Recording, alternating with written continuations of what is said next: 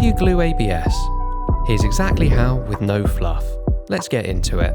What you'll need: pipe, the fitting you're gluing, pipe cutter, deburrer and chamfer, a lint-free cloth, brush that's half the diameter of the fitting, marker pen, emery cloth, cleaning fluid, and ABS solvent cement. Ensure you have the correct cement, as ABS and PVC solvent are not interchangeable. Make sure you start in a well-ventilated area due to the vapours from both the cement and cleaning fluid, with the temperature being between 5 and 25 degrees C for the best drying conditions, and we suggest using gloves and eye protection. First, cut your pipe, deburr the inside and chamfer the outside of the pipe to ensure a proper seal.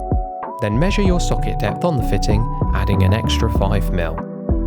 Next, use the emery cloth on the end of the pipe and inside of the fitting so it's clean and ready to bond. Don't roughen so much that the gap between the pipe and fitting becomes noticeably bigger.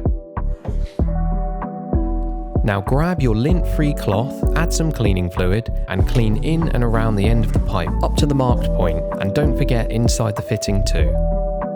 Apply your ABS solvent cement inside the fitting and on the outside of the pipe. For a specific amount, use this table. Push the pipe in without twisting up to the mark and hold. Holding time depends on pipe size. Look at this table for the right time. Wipe off any excess cement straight away, then leave the joint undisturbed for 10 to 15 minutes. Give it 8 hours to be able to handle working pressure and 24 hours to fully cure and be ready for pressure testing. And that's it. That's how easy it is to glue ABS pipe and fittings. If you need ABS pipe or fittings, Pipestock.com is exactly where you need to be.